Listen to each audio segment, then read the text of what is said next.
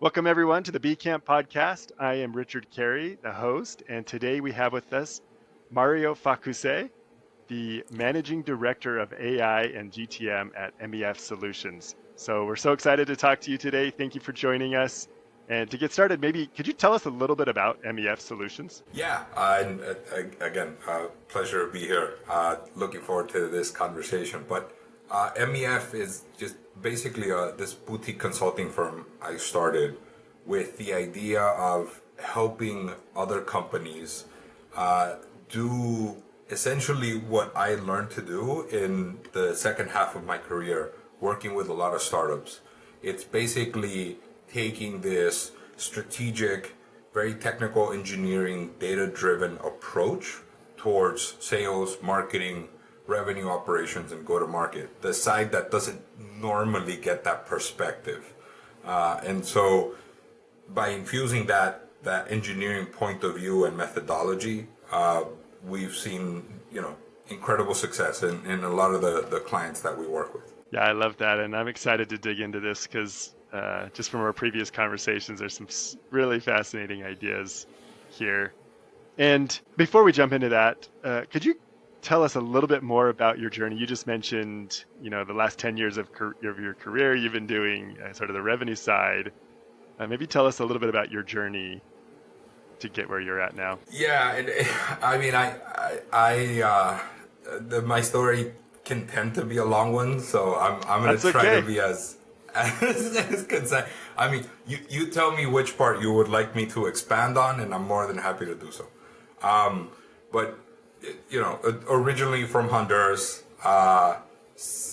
funny enough, second generation Honduran, because my family from both sides left Palestine after the war, and so an immigrant essentially in Honduras. My obsession growing up has always been with physics, specifically quantum non-locality, or what Einstein called spooky action at a distance. I don't exactly know why I became so obsessed with this thing, but the second I read like the first kind of description about it, it was the only thing I could think about, to be honest. Which I realized how weird that is because I was probably 11 when I read the first description of this. From then, my entire life's purpose became to essentially end up at a basement in NASA, just digging into this subject matter. Again, NASA doesn't necessarily come naturally to the mind when it comes to this conversation, but in my young mind, that was the path. And so I did my undergraduate degree in theoretical physics and material science because I wanted to essentially connect the bridge between, theoretical kind of the abstract side of science with the physical side of science. And during my sophomore year, I got the opportunity to essentially build a team and work with real NASA scientists to start exploring the concept of using magnetic levitation tracks in order to try to send resupply cargo to the International Space Station. I spent 2 years working on that. So funny enough, that was the bulk of my college career, just spending my time at NASA. We succeeded in sending cargo, and that's when you can call it either fortune or or a curse happened. So I was back home for summer break, and the fan noise from the custom PC I had built was driving my insomnia insane. Right? I think it's obvious at this point. I'm pretty obsessive compulsive, and so when I like focus on something, it becomes the only thing in reality. And so this fan noise just drove me up a wall. And my mind connected a lot of the research that we did for these launch platforms and the research that I did for satellite design, because that was the next evolution of these platforms with this noisy computer, in Honduras, right? I don't think anybody could have predicted that pathway, but so be it. And so I spent the rest of the summer and the bulk of it essentially coming up with a passive cooling system that was also modular and allowed me to run this, what at the time was a pretty high-end gaming PC, completely quiet, so that the noise wouldn't bother me. And when I built the first prototype, granted it was a lot of duct tape and bubblegum, but it was so cathartic that I couldn't help myself but share what I had done in a lot of the community forums back then. The high-end gaming community was relatively small, right? For the most, and again, this is more than 20 years ago, so was relatively small, and the two biggest commercial players in that space were Voodoo PC and Alienware. Back when they were independently owned, and so everybody was kind of asking. You can imagine asking a million questions about this, like asking for pictures and video and what have you. And so I started seeing a commercial opportunity there. Shortly thereafter, Voodoo PC got acquired by HP, and Alienware got acquired by Dell. Now, all the talk on the community shifted to it's over, because the Voodoo PC at the time, what made them so ultra special, aside from the care and the cable management and like everything they took, right, to build those PCs with love, was they would spend the better part of a week painting the chassis. When most chassis were just gray boxes, they would apply multiple layers of car paint to these chassis to create incredible creations. There was not a snowball's chance in hell that HP was ever going to take that same approach. And the community knew that, right? Alienware, in a similar vein, I mean, their chassis were just custom to portray this futuristic image, but the real allure of Alienware was, being able to max out the specs to your heart's content. And at the same time, this is kind of the starts of let's go crazy with the LED lights, and let's create. I mean, because two brothers in Miami started Alienware, right? The way they saw it is we want to build the Lamborghini, right? This poster car of the PC world, right? Lamborghinis, if you have ever actually driven one, you realize really quickly they're uncomfortable, inconvenient, and not the best thing in the world, right? However, they're gorgeous to stare at, right? And so, in a lot of ways, Alienware embodied that ethos, right? Voodoo PC was all about the care, the engineering, right? The materials, the Ferrari of PCs. And when they essentially sold out to these big retailers' perspective, the community knew that party was over, right? So to me, that immediately opened an opportunity for me to take over that market. And so I did. To my parents' eternal dismay, I dropped out of college with one credit remaining. Wow. And funny enough, so my entire goal of my graduate degree was that I wanted to spend my last year really focused on lab research. And so I wanted that last year to have little to no class time. So my last remaining class was a language elective, and I had chosen Spanish. my second ladder, right? Because I knew that would that essentially would make it easy for me to focus 99.9% of my time on in the lab. And so you can imagine how my parents reacted to this. They're like, that's insane. Stop. Literally stop, right? But that's not in my personality, right? My obsession, when I get obsessed with something, it becomes to the detriment of almost everything else. Very difficult for me to pull away from. Mm-hmm. And so I started this company originally called Cyber Technologies. I don't remember how I came up with the name. This is growing up in the 90s. Zyber just sounded cool. I think that's kind of where that came from. And so I immediately started scavenging the planet to figure out how to build these PCs. I spent an inordinate amount of time in China, literally going to factory by factory in Shenzhen. Spent a ton of time in Yiwu as well. Just all these, Chinese cities trying to figure out who could make these. The components were relatively straightforward to source. This is, at that time, just like now, China's specialty, right? The problem I had was the manufacturing tolerances for the cooling system.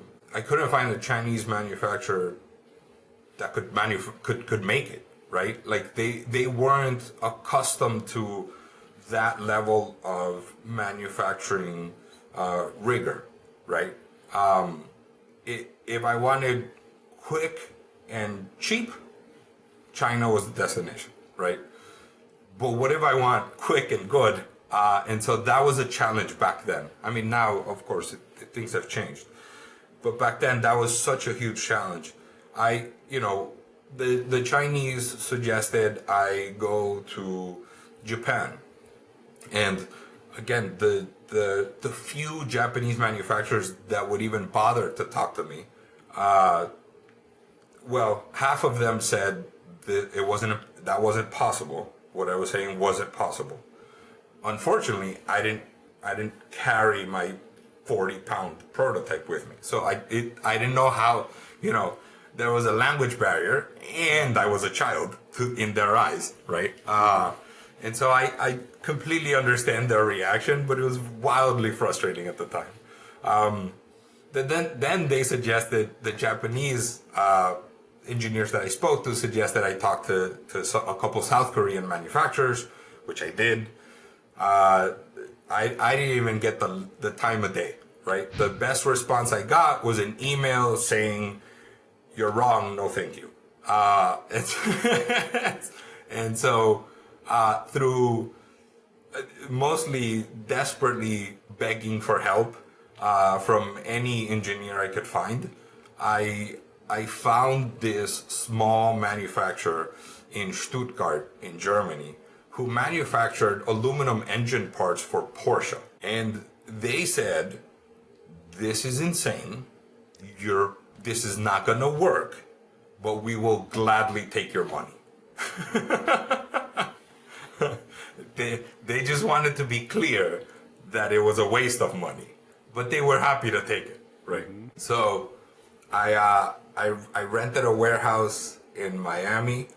I had components flown in from China and components from Germany to assemble the first commercial units. And when I say assemble, it was literally me in a very hot, very humid warehouse in Miami, sweating to no eternal end. And so building these first units, funny enough, my biggest concern was not that everybody had said this wouldn't work, was that I was gonna sweat into the components and short or electrocute myself. That was my primary concern at the time. And so I spent more engineering cycles in my mind I was like, I came up with a cooling system. I should cool this warehouse. I spent more time thinking about how to cool that warehouse than I freely care to admit. But I figured it out eventually.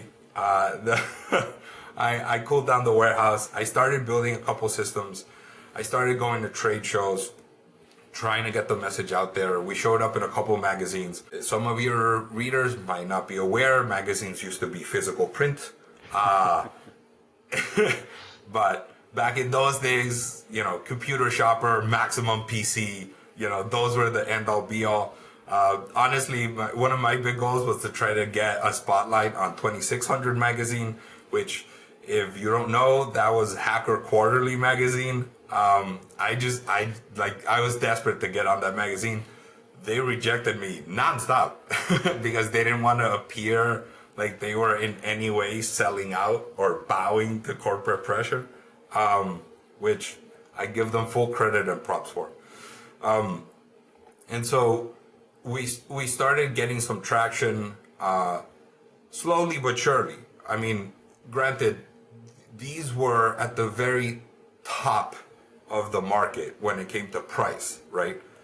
Granted, both in components, but because my volumes were so small, my margins were minuscule, to say the least. So I spent the better part of a year. I would go back home to Honduras, pass out for 2 weeks, then fly to Miami, and then basically on Red Bull and Hot Pockets in the warehouse, building those systems, shipping them out, and then flying back to Honduras to pass out for another 2 weeks. It got to the point where I was shipping out almost 1,000 PCs a month, which was great, but my margins were garbage. So I was basically making no money. And so I didn't know what to do. I didn't know how to get out of that hamster wheel. That's when I reached out to a couple acquaintances that I had met in Miami that were in the finance world.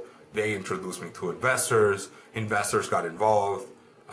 Once investors got involved, it became obvious that they had no interest to explore this tiny niche of a market, but they saw potential in the technology. And, they were the ones that suggested, look, there's this huge other market that you're completely ignoring, right? Can you build this system for data centers, right? For this enterprise hardware space. Me being the naive entrepreneur that I was at the time, blindly said, yeah, of course, I don't see why not. That answer came to bite me in the butt, because that immediately, once I really got to understand the problem that I had just agreed to solve, it meant completely reinventing all of it, right? To the point that this ended in over 12 patents,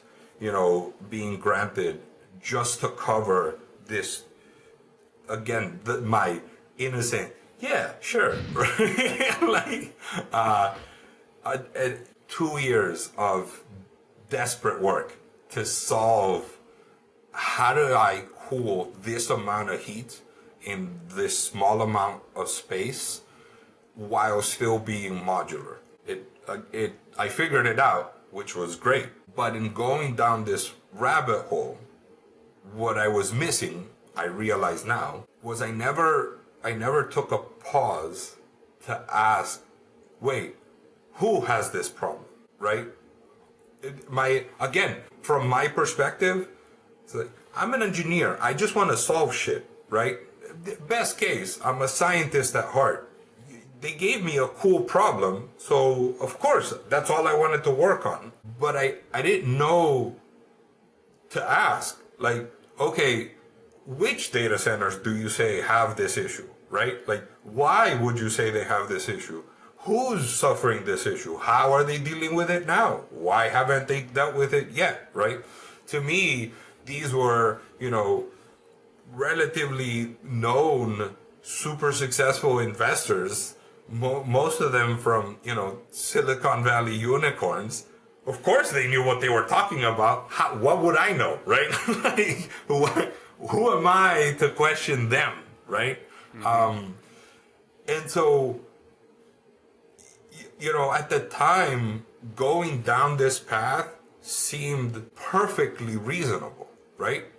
You identify a huge gap in a much bigger market. Of course you go there, right? Of course, it makes sense. That's the whole point of a company.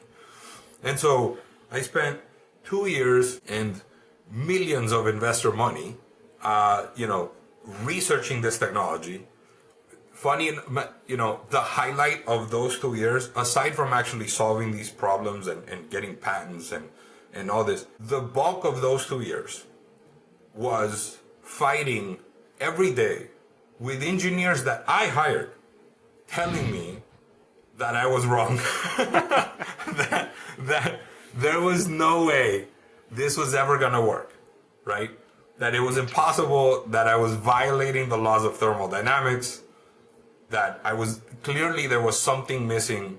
And so every day, every decision was a fight, because every engineer that was on the team, and again, all these engineers were wildly more experienced than I was. And so every day they kept telling me how this would not work. We would essentially just melt some metal. That was essentially what we were going to accomplish with this. But they kept chugging along because, in my mind, they were getting paid and I was adamant, right? Right? Probably my favorite moment in this entire story was it took about 18 months to kind of figure out all the math, then convincing the Germans to even bother wasting raw materials on this, which again was another fight. Every day of my life it was a fight. To convince them to waste the raw material on this, they forced me to contractually sign that when I melted these metals, I would ship them back so they can smelt them to actually make useful things. That was how convinced everybody was that this was a stupid idea. And so they finally ship back the components. We get the rest of the electrical components from the Chinese manufacturer.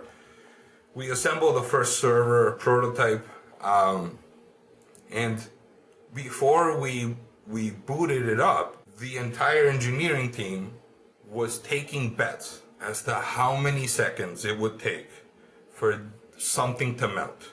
Either the CPU would melt or it would overheat, because we had to bypass a lot of the built-in temperature safety protocols in these components, because when you don't connect fans to a lot of these motherboards, they're built to shut down because they assume something's wrong with the fan or with the cool. So we were bypassing a lot of built-in safety to these components. So in their minds, it was obvious something was going to melt, right? Either too much heat was going to get accumulated in one of the copper blocks, and then the copper would melt, or the aluminum would melt, or one of the screws would melt, or the CPUs would melt. Something would melt. But there was a literal betting pool going on as to what was going to melt first.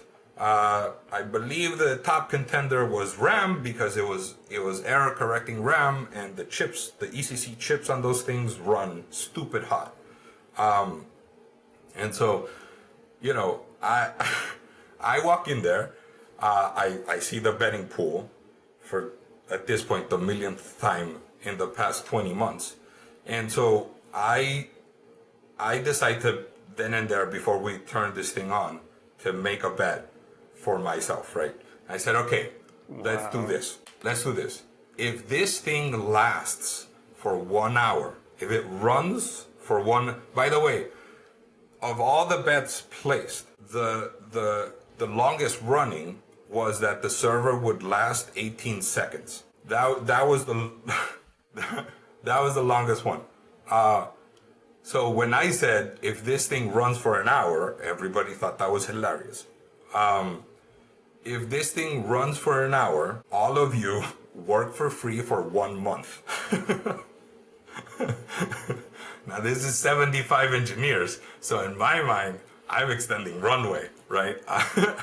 But because nobody thought that was even remotely possible, they all took the bet. I said, all right, perfect. Now let's turn it on, right? We turn on the server, it posts, which, by the way, at that point alone, it defaulted half of the betting pool. People were not happy about this. And so, and so it posts, Windows server boots up, right? We're running diagnostics. We have a million pros in this thing trying to understand what's happening at every second. We have almost 8 FLIR cameras from every angle, like thermal cameras, just, taking high-speed imaging of this thing to try to understand exactly whether our mathematical theories were going to work in real life, right? And it was funny because obviously the thing stayed on and it worked. It stabilized after about 9 minutes. So it reached like thermal stability. And so nobody was happy about that. Except but for everybody you, was right? crossing their finger. Honestly, it was weird because yes, of course I was happy that I had survived this long. But to me, it still didn't prove that I was right. Right? It would just prove that they were being super conservative. So to me, the 1 hour mark seemed significant. Not necessarily because I was right, but because it said to me that the math was, at least my understanding of the math was reliable enough for this thing to be scalable, right?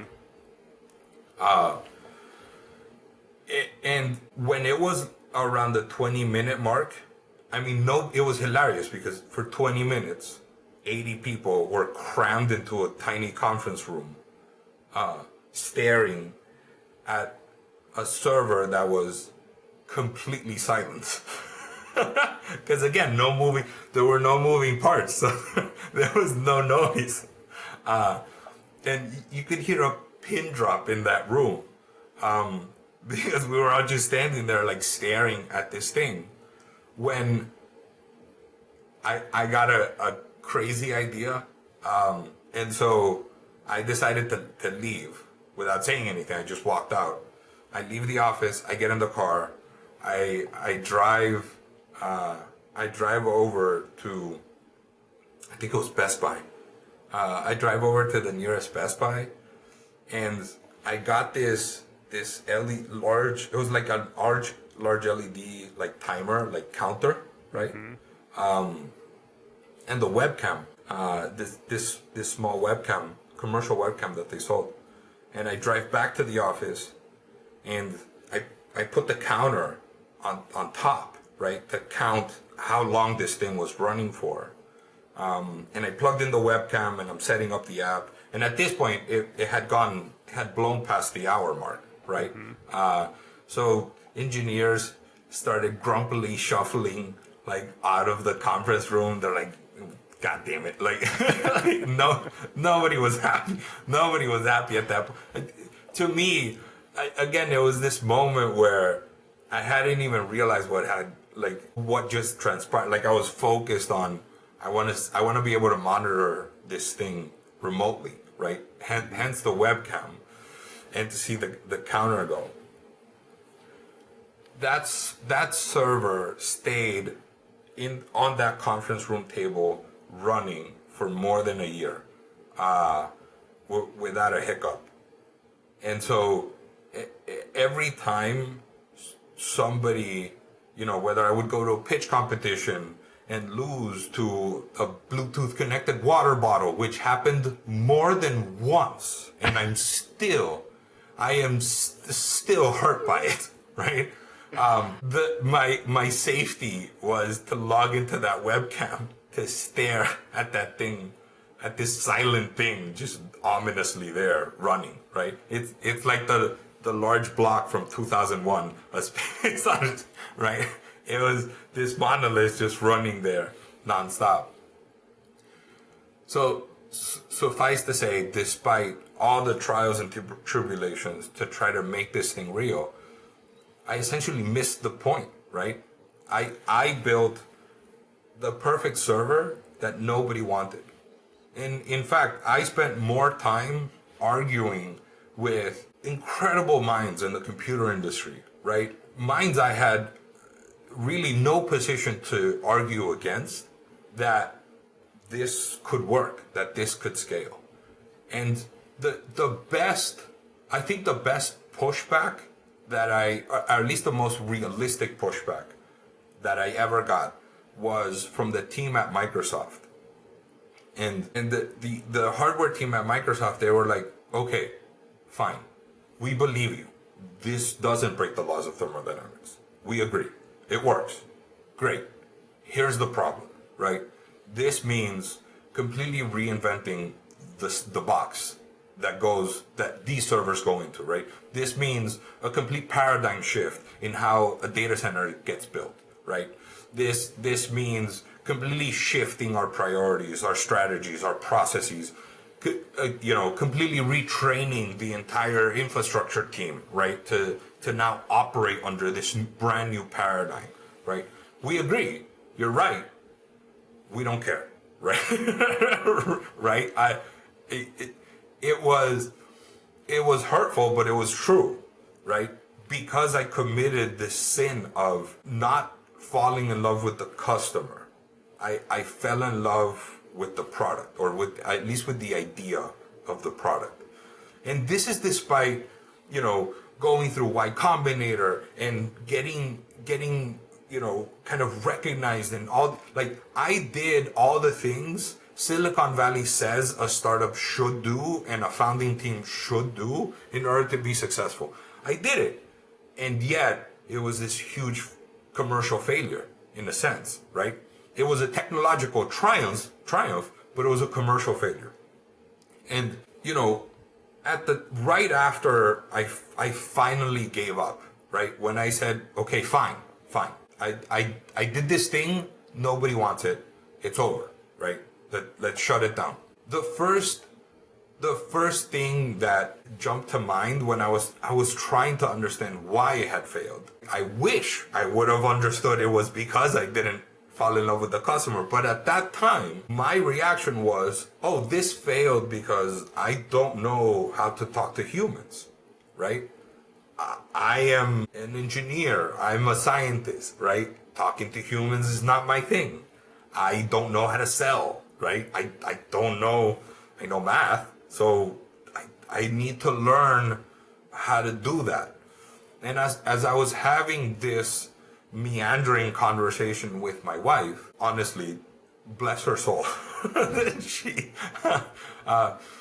when I was having this conversation with my wife, she said, that's called sales, right? Like, because in my mind, it's like, where can I learn how to talk to humans, right? What do I need to do to understand this aspect of human psychology, right? And from my perspective, it was going down more abstract psychological lines, right? Like, maybe I should talk to psychologists, or, maybe I need to talk to social scientists, right? Like, again, from my technical point of view, I was still, I was so abstracted from what I would consider the human element that it didn't even occur to me until my wife said, that's called sales. And that's basically what you do all day, talk to humans. And my response was, that sounds horrible. Who would willingly do that, right? Or as I would phrase it back then, analog interactions with three-dimensional organic entities is not my forte. And so this is where I took a pause, right? Because I was, again, obsessing about something and perhaps barreling down a path without really understanding it. And so having this recent failure made me think and stop. So in the meantime, I went back to my safe space. So I started doing consulting work with robotics companies, like hardware, right? Where I feel safe. But this was stewing in the back of my mind, right? This concept of I need to talk to humans, but that's so scary. And I, like I said earlier in the conversation, when I become obsessed with something, I tend to kind of block everything else out. This was very similar, but it was so fed by curiosity of understanding this complete mystery to me, right? And at that point, my investors had moved me to Austin, so I was in essence a strange city to me, right? And one of the investors in this failed startup, he said, "Look, I'm an early investor at this other startup. They're a SaaS, very technical product. It's software," which I was immediately disappointed by.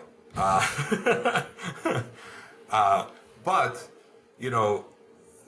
maybe they're willing to kind of experiment with and give you a chance to like test this out. And fortunate for me, the founding team there, incredibly experienced founding team with multiple very successful exits. They saw in me what I didn't see in myself, right? And they appreciated my kind of scientific approach to something that they had never seen take that approach, right? And so I joined this company very early on in its stage, and I remember sitting at the at my computer the first day in the office, going, okay, I need to email a human, right? Like I was like literally, in my mind I started breaking apart, like trying to understand the atomic components of the process. What was the goal? Well, the goal was to get somebody to talk to one of the account executives, right? And it was like, okay, but it has to be the right person, right? And it has to be at the right time in their journey to have that conversation. And so how do I figure that out, right? And so I started working backwards. And because I didn't know, I had never done that before, I didn't know the sales rules, right? Again, talking to humans wasn't my thing. So I wasn't even acutely aware of, faux pas, right? Like, again, in my mind, it's let's define the variables, let's form a hypothesis, let's experiment. And that's how I started, right? It was, okay, I need to send emails to people I don't know. What is the variable I need to anchor on, right? Well, first I need good email addresses. Where do I get good email addresses, right? And so it was understanding all these now common technologies, but 12 years ago, right? This was kind of a new unexplored approach. I think, funny enough, I would have done myself a wild disservice if I would have bothered to read all the sales literature out there, right? I think I would have immediately stopped everything I was doing. Because, one of the first approaches I did was, I need to understand whether I have this list of valid email addresses, and I need to test subject lines to see who opens those emails, right? And so I started sending out emails where the only variable was the subject line. So I would experiment on subject lines, but the content of the email was ipsum lorem. Right? It was gibberish, and it was always the same gibberish because I didn't want to add another variable to the experiment. So I only wanted to experiment around open rates. And then it was, okay, now I want to understand how much of it they'll read. Now I want to understand how I can affect that, right? And it was going down this approach of everything is a definable variable and every variable can be measured. And because I can measure it, I can optimize and tweak around it. And then it was understanding what are the meta variables, right? Like this subject line with this length of email, with this opening, with this call to action is the best mix, right? And so it became this, to me, this fun experiment of matrices, mathematical matrices, right? Where I was trying to again, to me, it just boiled down to math. It was like, oh, great, I can do this job about humans by abstracting the humanity from it, right? And it was funny to see the results, because I was only concerned with defining the variables and understanding the experiment. And then seeing the sales professionals and like experts that were starting to join the company desperately try to understand how I was getting, 75% open rates, right? One of the most, I thought it was funny when I saw their minds almost melt, right? Because I was able to get, I'm trying to remember what it was. So it was 69% open rate and 82% click-through rate on the call to action, reaching out to CIOs, so Chief Information Officers and Chief Data Officers, and the call to action was to book a meeting, right? And so we got 80-something% click-through rate, so people that actually had booked a meeting, and the email, right? The subject line was, "We need to talk." 3 dots, right? And hey, first name, we need to talk because, and I would essentially define the variable, because at that point, the idea was these companies, this startup specialized in vectorized databases. Data catalogs built on a knowledge graph. And so, it was because, you ask a question from teams asking for a report and you get multiple answers. And the reason that's happening is because you have data silos, right? So we need to talk. Then, so it was one sentence, right? Saying why we needed to talk. Then it was a paragraph of ipsum lorem. I'm not joking. A paragraph of ipsum lorem. And then it was click here to book a meeting. Thanks, Mario. That was it. That was the single most successful email I ever sent. Wow. Which told me a couple things. One, humans don't read. and two, being direct and to the point is way more. It works way more often than not than trying to come up with this, flashy, hey, you went to this college. How's the weather? Like, at that time I didn't know any better, but now I realize how much time is wasted on, you need to understand, why, like this whole movement towards hyper personalization, right? Which, by the way, is ironic because I think now with AI, one, it makes it easier to actually do that, and two, it makes it 1,000,000 times less valuable than it was before. And before, I would argue, it wasn't even that valuable in the first place, right? I never bothered personalizing my emails, right? I would say why I would talk. I wanted to talk, but that's as far as I went, right? And so it was the same even in my approach to cold calls, right? I've heard it from a couple teams because I love answering cold calls because I'm always curious to hear their scripts. So I've gotten it back to me a couple of times, but I believe I was the first one who did this because this, by the way, this was 8 years ago. So, and I would only do this when I would call C-suite, right? So if they picked up the phone, even in voicemails, hey, this is a cold call. Feel free to hang up, right? straight up. Most of the time, I would get a chuckle. Like, most of the time, I would get a laugh. And that laugh would result in a conversation, right? And that was it. In voicemails, same thing. Hey, I don't know you. You're probably not going to hear this voicemail. I debated, like, just stopping halfway into the voicemail. But I think it makes sense, right?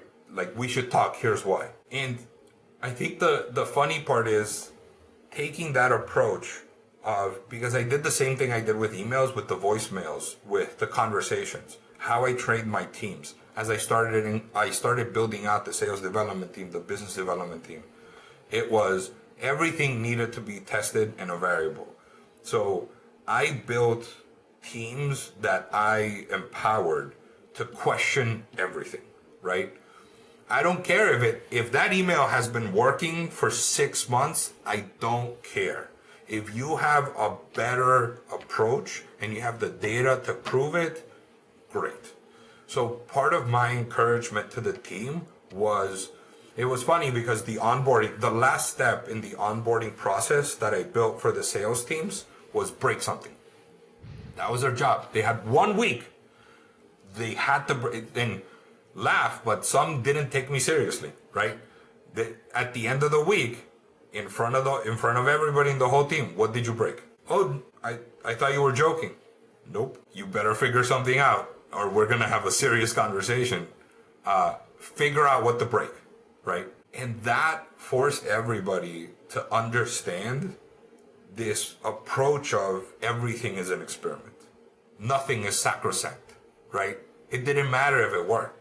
But the amount of creativity that generated, even when we went remote, right? When the pandemic started, it made everybody even twice as creative because I loved seeing it, right? Because everybody would go off into their silos and then come back for like the weekly debrief, and they'd be like, hey, I came up with this crazy idea, right? And it was awesome because then we would take the time to take every crazy idea and not figure out, oh, this is wrong, or that sounds counterintuitive, or we've tried that before. No, it was, okay, how do we define success with that idea? What is the variables that we're testing with the idea? What is the experiment we can run? All right, let's run it. And that person would be given the tools and the bandwidth to be able to run that experiment and see the results. And so that naturally led to the creation of a team that focused on this empowerment, which was revenue ops, right? It naturally led to that need for rev ops. And my constant obsession with, okay, I'm looking at what a BDR is doing in his day-to-day, right? And they would finish a call with a prospect, and they would write down the notes, right, of the call, as they were trained to do. And in my mind, it was like, why? Why is that happening? Why is that person spending that? I know I trained them to do that, but why can't that be automatic, right? And again, this is before a lot of the now popular tools showing up in the space, right? My obsession shifted from let's experiment with humans to what do we automate and what do we eliminate in this machine, right? And so a lot of the frontline experimentation, the team was empowered to do, and that led to fantastical results with some crazy counterintuitive ideas, which I loved, right? It was so much fun watching that evolve. But then my focus, my obsession became, and I think this is the moment where in my head, the switch finally clicked. And I was like, this is why Zyber failed. I fell in love with the product, not the customer, right? And so I shifted because I had now moved to a leadership role as I built these teams. And I shifted to, well, my customer for me personally, isn't these prospects now, because I'm in leadership. My customer is my team, right? So I needed to obsess over them. And so my entire focus was, what are they spending time on that I can automate, that they don't have to spend time on? How can I make their lives easier, better, faster, more efficient? How can I help empower them to be, better professionals, right? A lot of the times, these BDRs and SDRs, this tends to be their first job out of college. It's like, great, how can I teach them more, right? I had one BDR that he was on the side teaching himself computer programming, and he wanted to jump over to engineering, right? And again, because at that point, I had shifted my focus to say, okay, you're my customer, right? What did I do? Experiment, right? It's like, okay, the goal is to get you into engineering. Let's talk to engineering. Hey, engineering, by when do you need to hire another engineer? What kind of engineer? What type of programming? Define the variables. All right, let's understand all the variables. Let's dig into them. Let's build a pathway, right? And so we not only built a pathway for him to evolve into the engineering team, but it was also, okay, what are you doing in your day-to-day that we can automate or eliminate that can benefit the whole team, by the way, but can also give you more bandwidth to train and practice and move down the path, right? What can we do, right? So it's like, okay, it was sometimes funny, the things I would get obsessed with, right? It was, how long does it take for an SDR to start a call, wait for voicemail to pick up, or wait for the thing? This is before, these power dialers were really popular, right? So in my mind, it was like, okay, how long does that take? How do we shorten that time, right? Why is the SDR wasting time listening to a phone ring? He shouldn't be wasting time listening.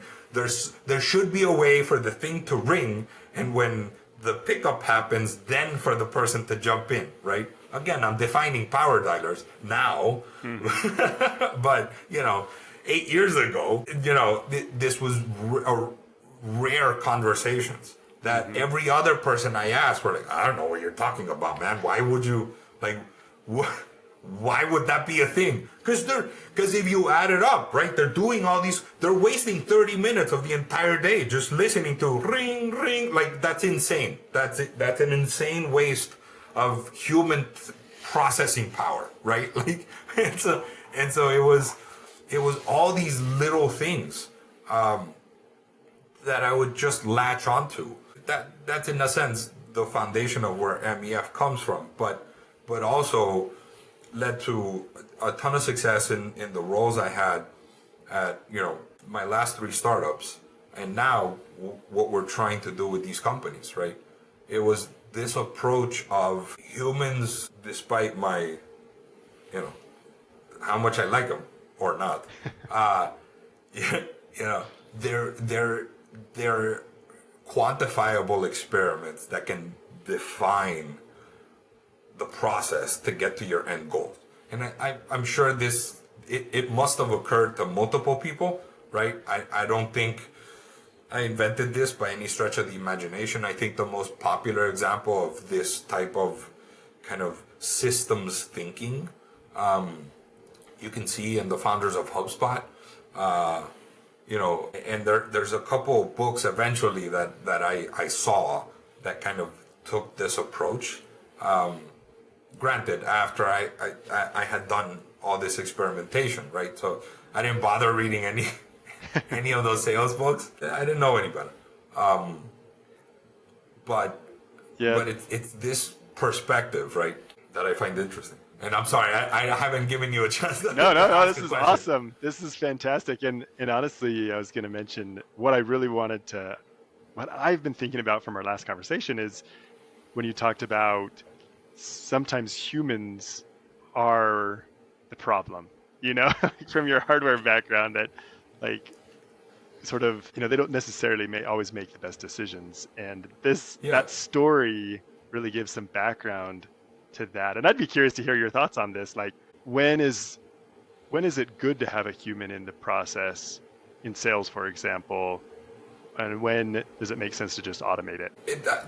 That's a great question, and to be honest, I don't think even I've been able to define where that line is, right? And by the way, that line gets even more blurry now with generative AI, right? I think now, if you take into account the evolution of all these AI tools and where the systems are now, I think there's two big experiments that I would actually ideally run, right? There's one thought that's been like lingering in the back of my mind, and it's, if everybody is going full AI, right? Those AI systems are trained with historical methodologies, right? And this is why you see a lot of these marketing AI tools. What are they anchoring on? Aside from automation, right? The obvious thing.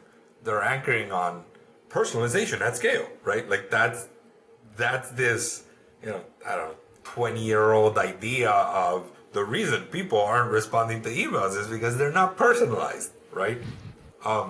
Because that's the data set that the AI is being trained on.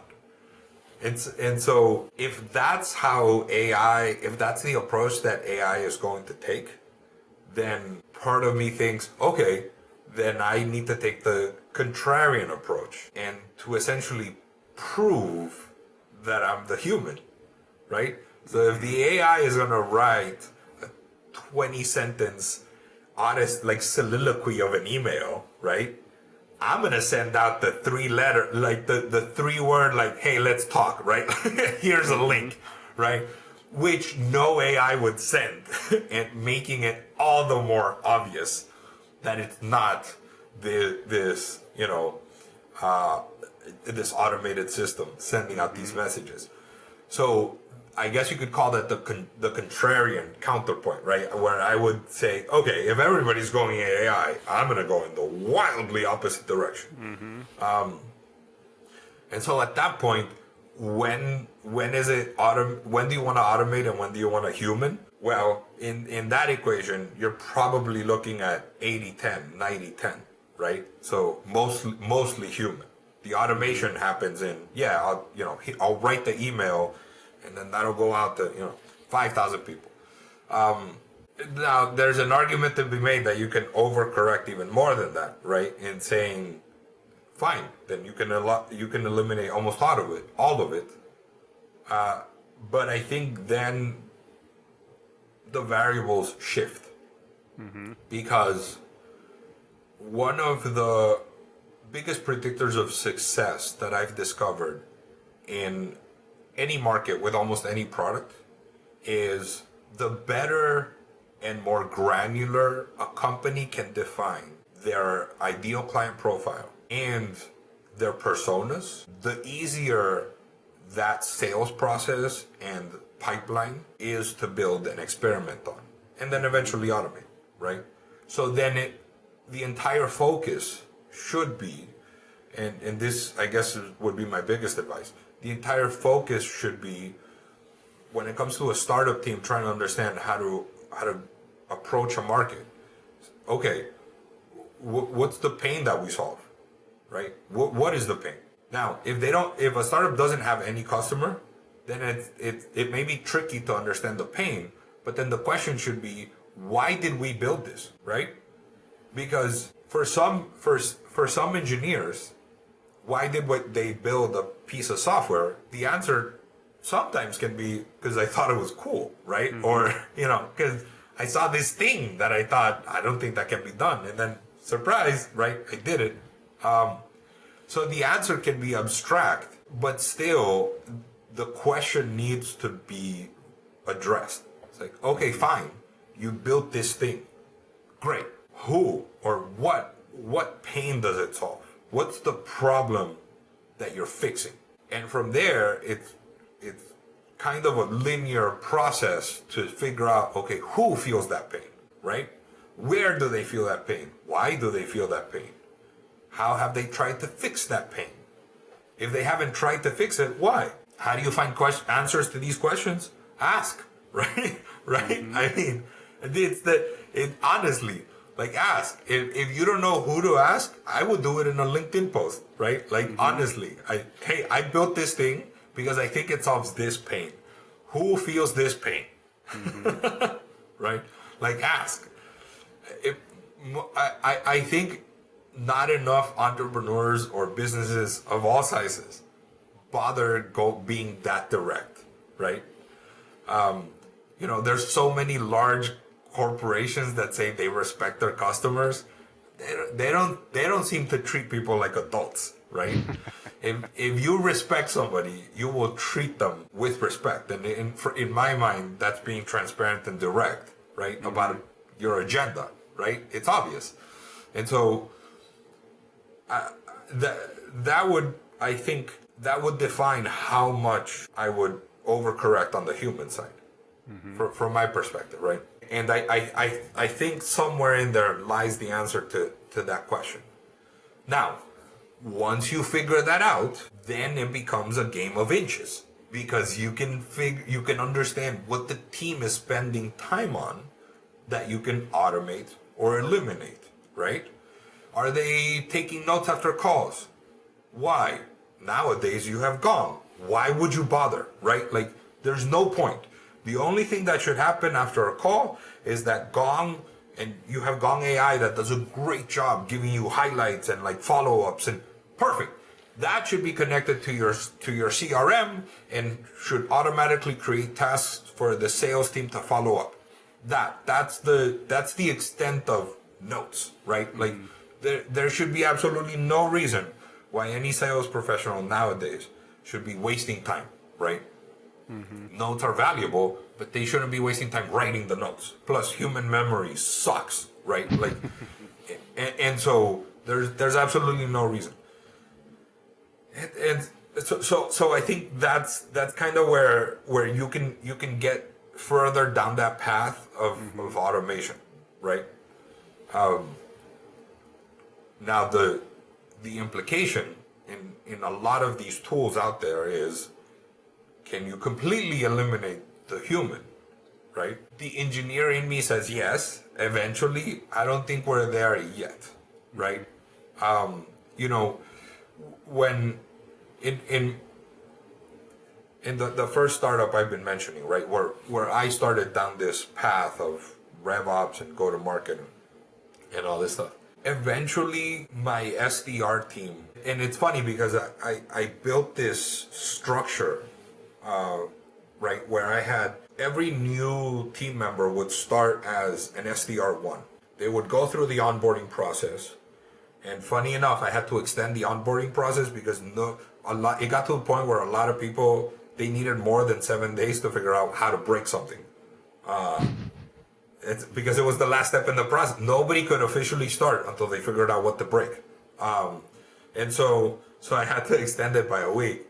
So they would go through the SDR process, the SDR1, SDR2, then I built the MDR position, which those are, I would call it the respite, right? Because you would focus on, outreach and outbound and doing cold calls and all this stuff. And then the MDR role, what I call a market development rep, their job was to understand the customers that we have, figure out which companies in the market we haven't engaged with that are twins to our customers, right? Which customers look alike, right? It was in a lot of ways, it was a BI role, a business intelligence role, because their job was just to dig in and figure out what else we could experiment with.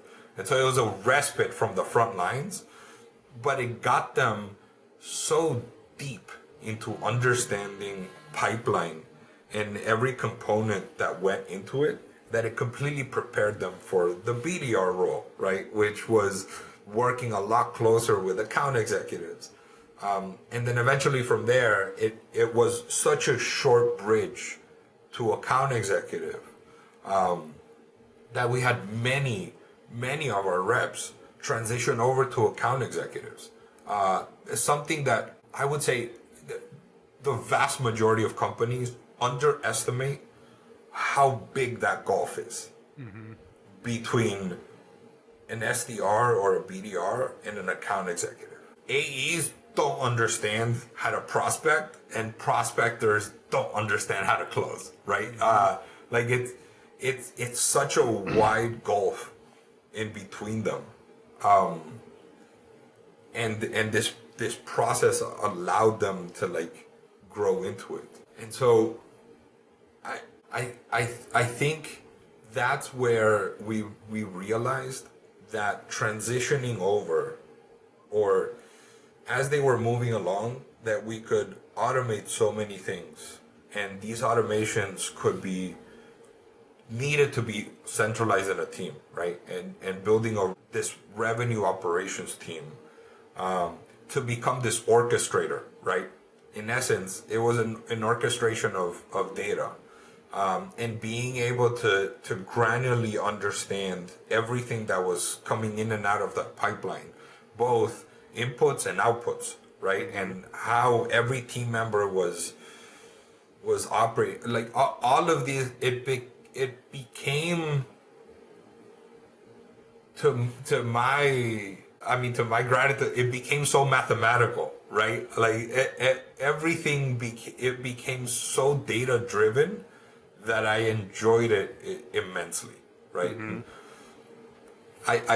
I feel like I went off on a tangent. I'm sorry. I'm not sure if I directly answered your question. No, again, this is fantastic. I'm just soaking this in, as I just love this perspective of experimenting and knowing your customer. I love this message, and I think it's like, it seems common sense when you say it, yet not that many people actually do it.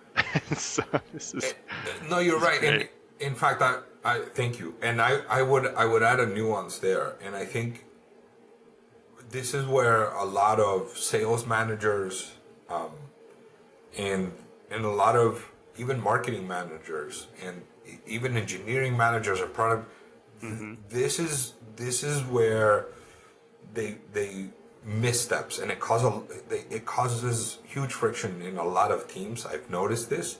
The managers don't fail to understand that the team is their customer, so they're focused on the external customer, which intuitively makes sense. But the whole point of, as a manager, as an executive, is to hire the best people for the role, right? And if you respect the people you're hiring, then part of your job is to empower them to succeed. And then my favorite part, and feel free to bleep this out, get the out of their way, right? Right? I mean, again, because if that person couldn't succeed in the role, it's your fault. It's not their fault. It's your fault. The hiring process failed. The vetting process failed. You as a manager failed, right? You didn't empower the person. Like, it's on you, right? This human didn't magically appear in the role and then mess up in a vacuum. And so, well, this reminds me of a funny story, right? When I first got promoted to BDR manager, again, this was leadership experience. I hadn't really. I had led engineers before. No, I had fought with engineers before, because like I told you, I spent 2 years arguing with smarter people than me that I was the idiot, right? And so, when I got promoted to moved over to that role, I didn't stop thinking the way I approached the rest of the roles I was in, right? So to me, it was, okay, what are the variables? What's the experiment here? What is my hypothesis? And so the only experiment I could think of first at the time was, okay, who are the successful SDRs on my team? Why are they successful? What are the qualities or variables that define their success? Are those variables in their personality? Are those variables in their character, in what they do? Can those variables be trained, or can those variables be identified through public means, right? Like, it was defining all this, and I spent the better part of a quarter putting all of this in a spreadsheet. And from that spreadsheet, I then started running this I built this quantitative analysis to break this down to like the most defining features of a successful BDR in the role. And once I did that, I built the prediction model in Excel, and then I back tested it, right? Including myself and every BDR we had on the team, both successful and the BDRs that hadn't worked out, before I got the opportunity to build this team on my own, right? And so essentially it spit out this bell curve of qualities and personality traits, this weighted bell curve. And from there, I built a spreadsheet essentially, right? And from that spreadsheet of these are the qualities I'm looking for in a successful BDR, then I spent a month with the HR team anchoring those qualities to build out a job description, right? That focused on that. Then I spent, then I spent the rest of the month building out an interview process that would figure out how to get this information, right? And all of this came together to essentially build a process that I'm pretty proud of. Like, it was hilarious. I would have my spreadsheet and my questions. The questions seemed incredibly inane. I would purposely not look at anybody's resumes because I thought in essence, they just anchored around biases, and it was impossible to abstract these biases. And so I was able to build a prediction engine. So ask the questions based on their answers. I would input numbers into the spreadsheet. The spreadsheet would essentially say this person has, an 80% chance of being successful in this role, right? And these are the qualities that they match. These are the qualities that don't match. And so the question was, okay, can I help this person be 100% successful in the role? Do I have the time and the ability to empower this person? No. All right, next, right? We're moving on to the next candidate. And the first 6 SDRs that I hired, right after that, we had an all hands meeting, like in person, right? And so we were at the Alamo Draft House here in Austin, which is a pretty famous theater.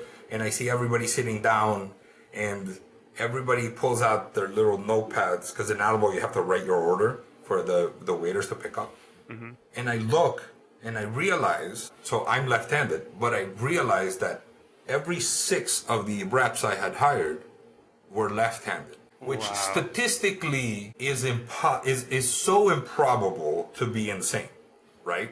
And I laughed to myself because, like, oops, I removed too much human, right? Like, I need to input more human into the model.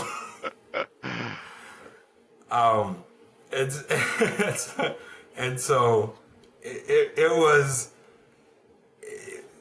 this process of learning where to go back to your question about how much human, right? You can overcorrect in either direction, but you can only figure that out through experimentation. And my message to most managers is you're focusing on the wrong customer, right? Your customer is the team. And so that's kind of where I would, my response to that, I guess. Hello. Well, and again, thank you so much, Mario. This was, like I said, this has been fantastic. I loved all your stories. We'd love to. Thank you. And I'd love to do this again. So let me know.